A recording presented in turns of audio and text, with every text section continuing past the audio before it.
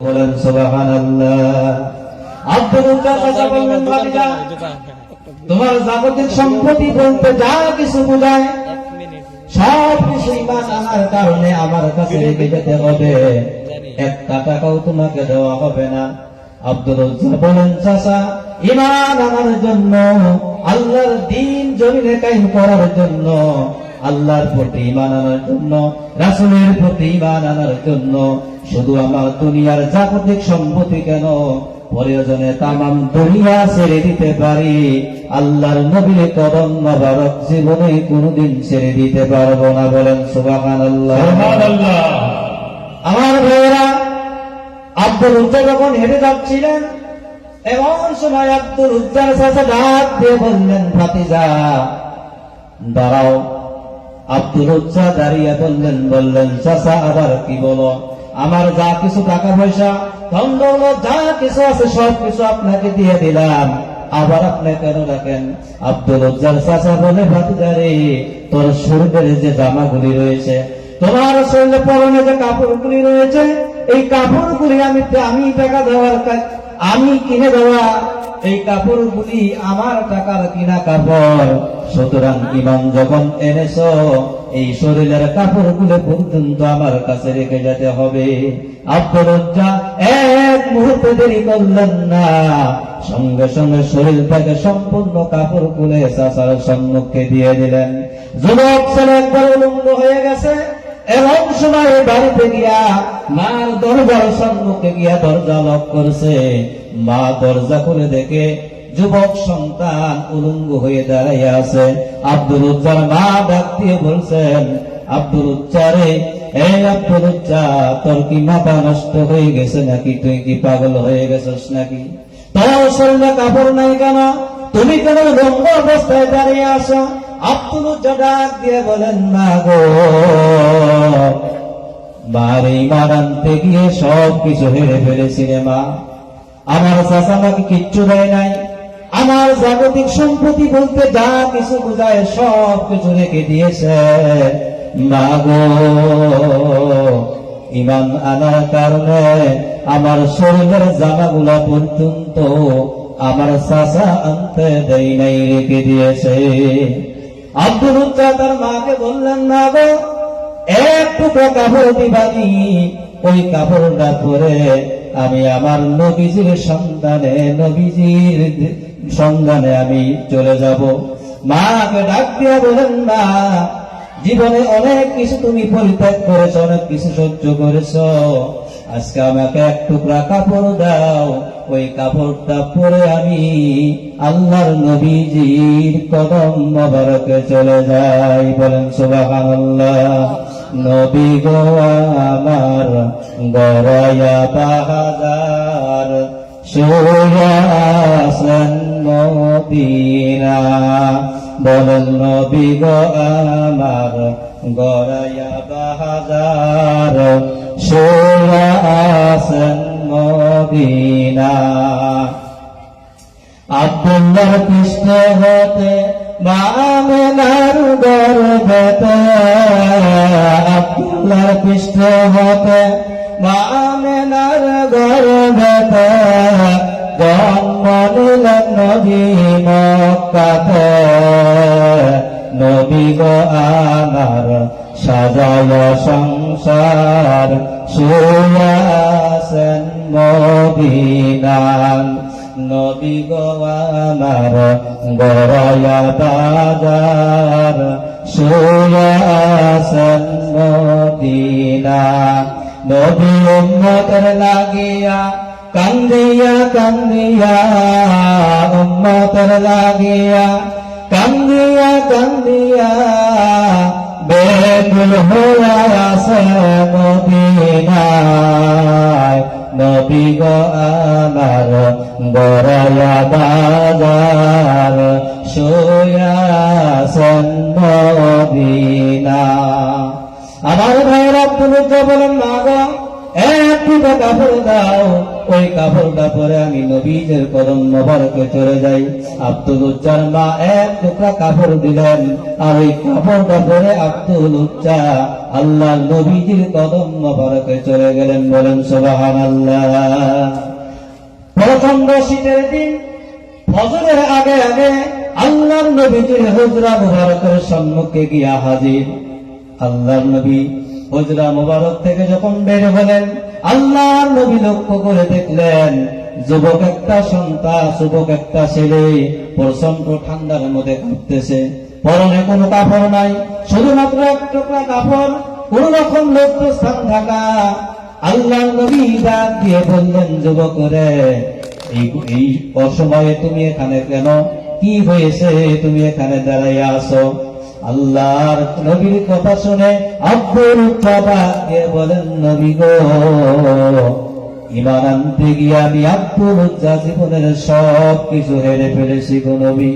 ইয়া রাসূলুল্লাহ, ইয়া হাবিবাল্লাহ, আল্লাহর প্রতি ঈমান আনার কারণে, আপনার প্রতি ঈমান আনার কারণে আমার কোনো টাকা পয়সার কমতি ছিল না, আমার ধন সম্পদের কোনো কমতি ছিল না, শুধু আল্লাহর প্রতি ঈমান আনার কারণে গো নবী, আপনার প্রতি ঈমান আনার কারণে আমি আমার জীবনের সব কিছু হেরে ফেলেছি।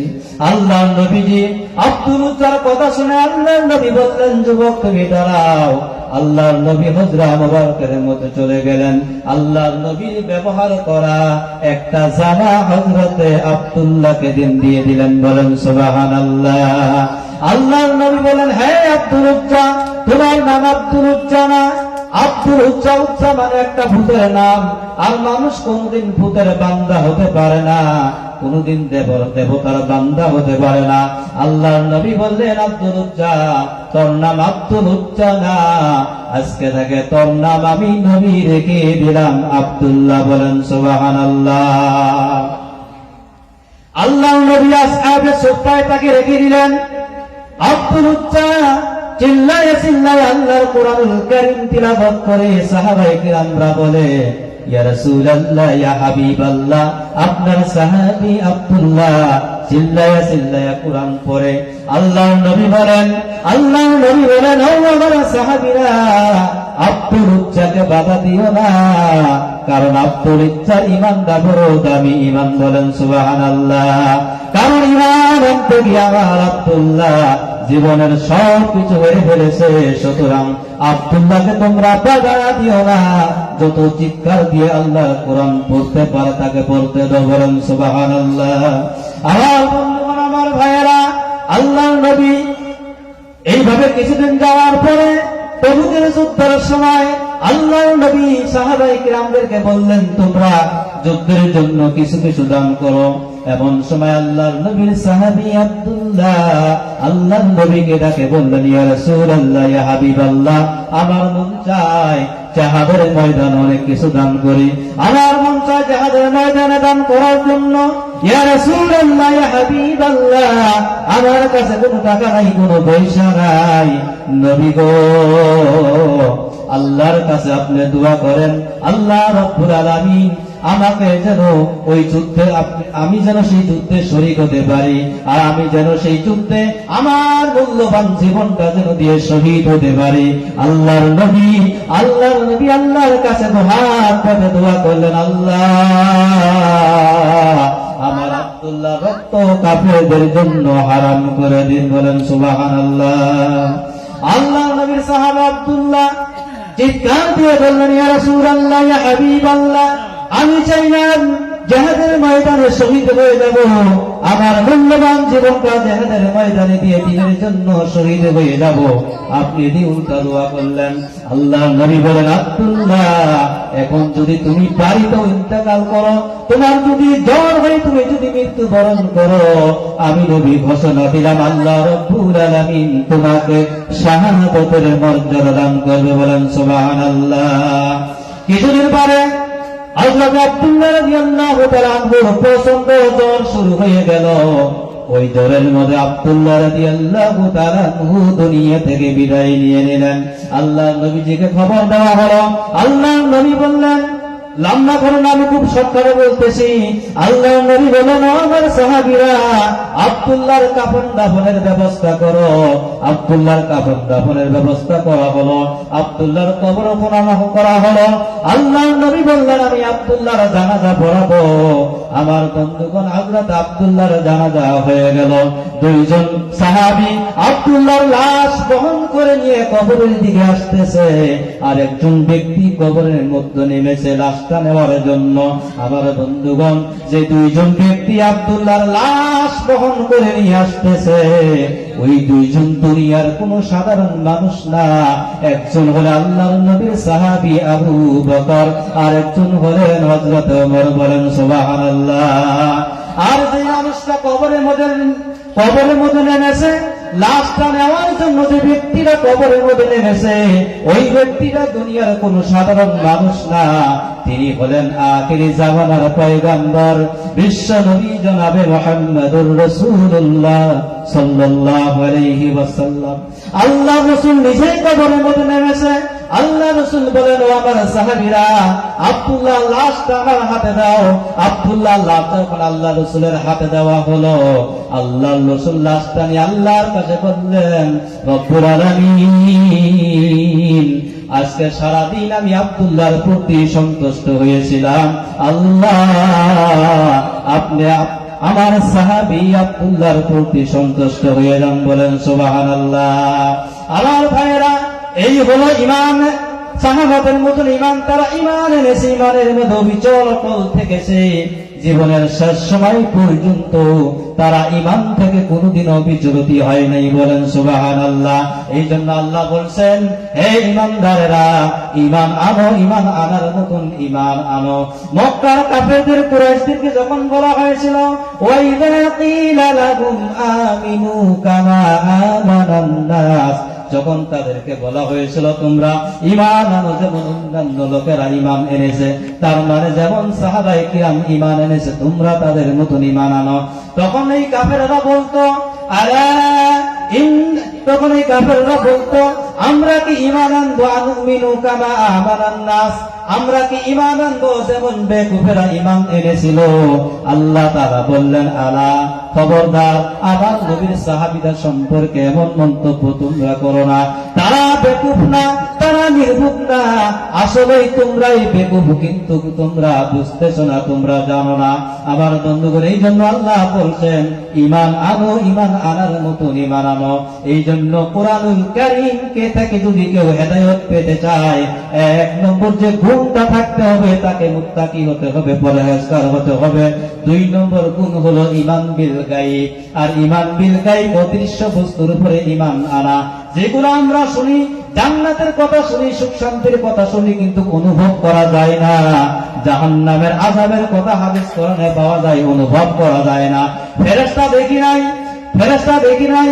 আমার বন্ধুগণ, এই সমস্ত বস্তু আমরা দেখি নাই, না দেখিয়া শুধুমাত্র নবীর কথা বিশ্বাস করে, নবীর কথা বিশ্বাস করে আমরা যে ঈমান এনেছি, এই ঈমানের নাম হলো ঈমান বিল গায়ব। বলেন সুবহানাল্লাহ।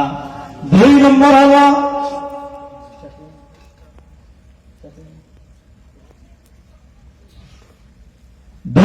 যে গুণ, কোরআনুল কারীম থেকে হেদায়েত পেতে গেলে তিন নম্বর যে গুণ থাকতে হবে, আল্লাহ রাব্বুল আলামিন বলেন, ওয়া ইউকিমুনাস সালাহ। তৃতীয় নম্বর যে গুণ, সেটা হলো নামাজ কায়েম করা।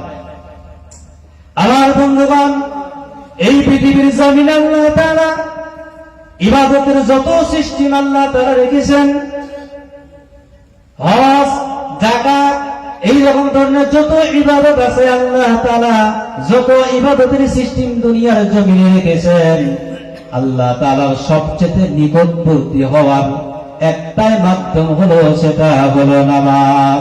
আল্লাহ বলেন, ওয়াসজুদু ওয়াকতারিব, সিজদা দাও আর সিজদার মাধ্যমে আমার নিকটবর্তী হয়ে যাও। বলেন সুবহানাল্লাহ। আমরা যারা নামাজ পড়ি, যে জায়গায় আমরা সিজদা দেই, কাল কিয়ামতের দিন মুসিবতের সময়, যেদিন কেউ কাউকে চিনবে না, কেউ কাউকে ধরা দিবে না, আল্লাহ তাআলা কোরআনের মধ্যে বলেন, ইয়াউমা ইয়াফিরুল মারউ মিন আখিহি ওয়া উম্মিহি ওয়া আবিহি ওয়া সাহিবাতিহি ওয়া বানিহি। যেদিন ইয়াউমা ইয়াফিরুল মারউ মিন আখিহি ওয়া উম্মিহি, ভাই পালাবে, মা পালাবে, ছেলে বাবাকে দেখে পালাবে, বাবা ছেলেকে দেখে পালাবে, স্ত্রী স্বামীকে দেখে পালাবে, স্বামী স্ত্রী দিকে পালাবে। ওই দিন মুসিবতের সময় আমরা যেখানে সিজদা করেছি, এই সিজদার জায়গা করে আল্লাহর কাছে বলবে যে আল্লাহ, তোমার অমুক বান্দা এখানে সিজদা করেছে, যতক্ষণ পর্যন্ত তাকে মাফ না করা হয় ততক্ষণ পর্যন্ত আমরা স্থির থাকবো না, আমাদের জন্য সুপারিশ করবো, বলেন সুবহানাল্লাহ। এই জন্য 3 নম্বর যে গুণ সেটা হলো নামাজ। কিন্তু আজ আমরা নামাজ পড়ি না, আমাদের নামাজের মধ্যে কোনো গুরুত্ব নাই, নামাজের মধ্যে কোনো গুরুত্ব আমাদের নাই। আল্লাহ নবী সাল্লাল্লাহু আলাইহি ওয়াসাল্লাম বলেন, কোন মানুষ যদি ইচ্ছাকৃতভাবে নামাজ ছেড়ে দিল, সে কুফরি করলো, বলেন নাউজুবিল্লাহ। আর এই কুফরি এক পর্যায়ে তাকে কাফের বানাইয়া দিবেন। এই জন্য মুসলিম এবং গায়র মুসলিমের মধ্যে পার্থক্য, মুমিন আর ইমানদার এবং বেঈমানের মধ্যে পার্থক্য হলো নামাজ। কারণ আমরা নামাজ পড়ি, ইমানদার নামাজ পড়ে আর বেঈমান নামাজ পড়ে না। এই জন্য পৃথিবীর জমিনে কোন মানুষ যদি অলি হতে চায়, নামাজ ছাড়া অলি হতে পারবে না। কোন মানুষ যদি আল্লাহর নৈকট্য লাভ করতে চায়, নামাজ ছাড়া করতে পারবে না। কোন মানুষ যদি মদিনাওয়ালা সমাজ গঠন করতে চায়, নামাজ ব্যতীত সেই সমাজ গঠন করা যাবে না। কোন মানুষ যদি এই সমাজটাকে বেহায়াপনা থেকে মুক্ত করতে চায়, সুদ থেকে যদি মুক্ত করতে চায়, ঘুষ থেকে যদি মুক্ত করতে চায়, তাহলে নামাজের বিকল্প আর কোন রাস্তা নাই। কারণ আল্লাহ তাআলা বলেছেন, এই নামাজ মানুষকে প্রপাচার বেহায়াপনশীলতা থেকে শুধুমাত্র কেবলমাত্র পারে নামাজকে মানুষকে বাঁচিয়ে দিতে, বলেন সুবহানাল্লাহ। এই হলো 3 নম্বর গুণ। 4 নম্বর 5 নম্বর 4 নম্বর গুণ হলো আল্লাহ রাব্বুল আলামিন বলেন যে আল্লাহ নবীর উপরে, অর্থাৎ কুরআনুল কারীম যে আল্লাহ নবীর উপরে নাযিল হয়েছে, এর আগে যত আসমানি কিতাব নাযিল করা হয়েছিল, এই সব কিতাবের উপর ঈমান আনা। আর 5 নম্বর গুণ যেটা থাকতে হবে সেটা হলো আখিরাতের প্রতি ঈমান আনতে হবে, বলেন সুবহানাল্লাহ। সময়ের অপেক্ষার জন্য সেবতক সময় খুব কম, এই জন্য আমি ব্যাখ্যা করে বলতে পারলাম না। আল্লাহ তাআলা কোন ভুল বক্তব্য যদি আমার জবান থেকে বের হয়ে থাকে, আল্লাহ তাআলা যেন আমাকে ক্ষমা করে দেয়। আর আল্লাহ সুবহানাহু ওয়া তাআলা আমাদের পুরা জিন্দেগিটা, পুরা জীবনটা হাদিস এবং কোরআন অনুযায়ী যাতে আমরা চলতে পারি, সে তৌফিকটুকু আমাদেরকে দান করুন। যে বন্ধুকে আমাদের সম্মুখে আমাদের প্রধান মেহমান এসে গেছেন, তিনাকে বসে রেখে আমি আর লম্বা করতে চাই না। আল্লাহ তাআলা